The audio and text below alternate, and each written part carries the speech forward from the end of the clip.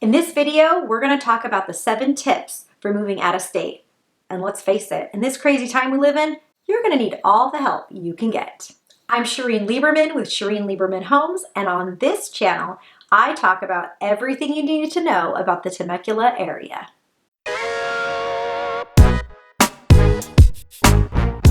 Now, if you're moving out of state and have never done this before, allow me to help you learn through my mistakes. I've lived in 3 different states, moved probably 20 different times. Some have gone pretty smooth and some not so much.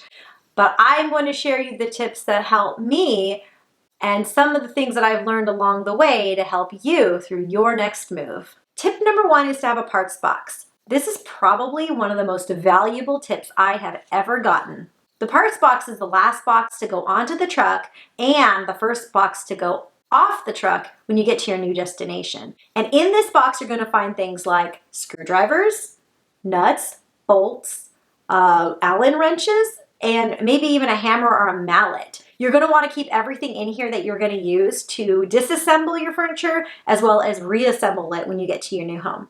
So put all of the screws that are involved in taking apart a piece of furniture and stick it in a Ziploc baggie and label it. So for instance, what I would do is I would take a Ziploc bag, label master bedroom bed. I would put all of those screws and nuts and bolts that correlate with that bed and zip it up and toss it into the box. You would do the same for the kids' beds or any other type of furniture you might need. So that way, when you get to your new home, you can open up that box and you will be able to find the parts to that piece of furniture right away.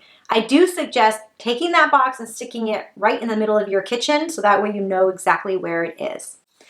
Among other things in that box, I would suggest putting things like paper towels, toilet paper, soap to wash your hands, some Simple Green, some sponges or microfiber cloths. So that way, as you're putting things away, you can easily clean out cabinets, wash your hands, things like that. Tip number 2 is to make sure that you hire a moving company or renting your truck as early as possible. You want to make sure that you're not in a situation where tons of people are moving at the same time you are, and all of a sudden you're out of luck because there's no trucks available or no moving companies available. If you need to hire a moving company to transport your vehicle, make sure that you get a reservation right away. Tip number 3 is find temporary storage. I'm sure you've all heard of the pods. I think U-Haul has their own version of them as well. But essentially what they'll do is they'll drive over to your house, they'll drop off a big old storage container in the front of your house. You can go ahead and move everything into those. They will take it to your destination and drop it off for you. If you're in a situation where you're closing on a house and there might be a day or two in between that time, there are storage facilities that will hold those pods, and then your storage unit can be dropped off at your house when you're ready for it. Tip number 4, make sure that you have utilities turned on before you get to the house. There's nothing worse than wanting to take a shower and there's no running water. And if you were renting, make sure to reach out to the landlord to make sure those utilities are turned on as well, or if you need to transfer those utilities into your own name prior to taking possession. Tip number 5 might be the most important tip of them all, and that is to vet a moving company. Now, if you are moving on your own and your company is not paying for your move or hiring the moving company themselves, you want to make sure that you do your research with your company, reading the reviews and getting a lot of quotes from different companies. I have a friend who was moving out of state and she did all of her research and she had several quotes from different companies, and one of them came in almost 50% cheaper than all of the others. Well, she went ahead and decided to go along with that company. Turns out it wasn't so smart. She was moving from her house on a Friday. She was supposed to be receiving her moving truck on Monday.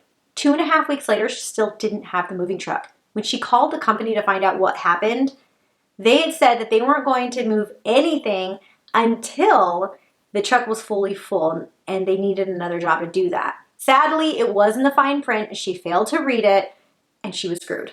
So don't let that happen to you. Make sure that you're getting several quotes and reading that fine print to make sure that you don't end up in that situation. If you're selling one house out of state and buying another house in another state and you're trying to close concurrently so you can move from this house to that house and make it nice and smooth, my tip is to make sure to leave yourself plenty of time. Don't try to close house A at 9 o'clock in the morning and house B at 5 o'clock in the evening. Because first of all, things happen.